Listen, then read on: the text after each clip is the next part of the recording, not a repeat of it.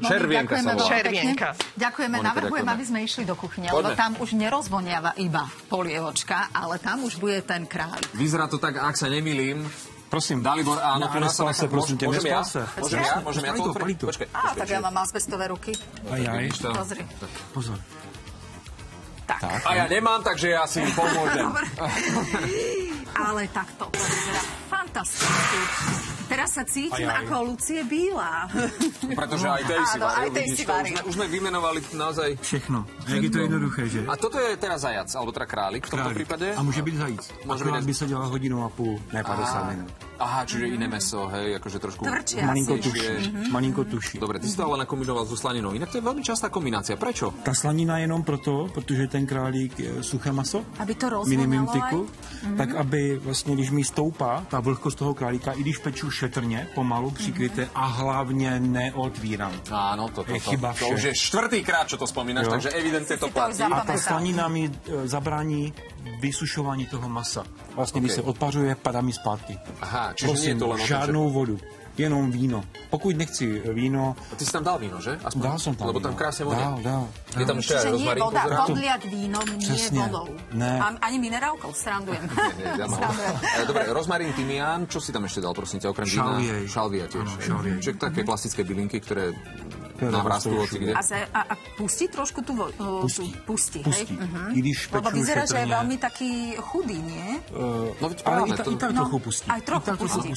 Dobre. Čo k tomu? No, já vám teďkom ukážu, já to vám chvilku pustím. Áno. Poď do toho.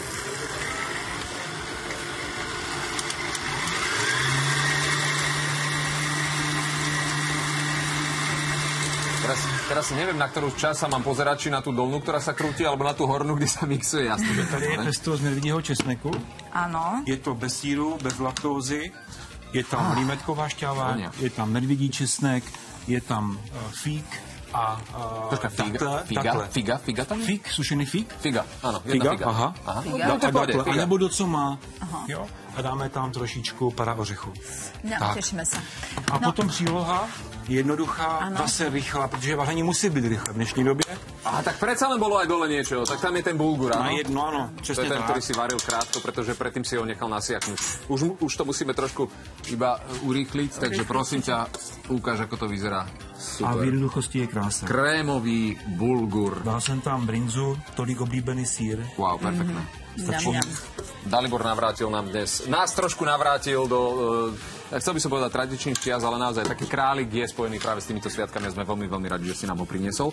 Naaranžuj, tešíme sa, ale máme tu aj súťaž. Aj vás čaká veľkonočné varenie a pečenie. Uľahčite si život v kuchyni a zapojte sa do súťaže o jedného z člena rodiny kuchynských robotov série Paul od značky Senkor. Kliknite na Facebook Telerána a pod súťažný príspevok napíšte, ktorá veľkonočná dobrota nesmie chýbať na vašom sviatočnom stole. A výhercu vyžrebujeme v stredu, to znamená už zajtra, pozor, veľmi rýchlo.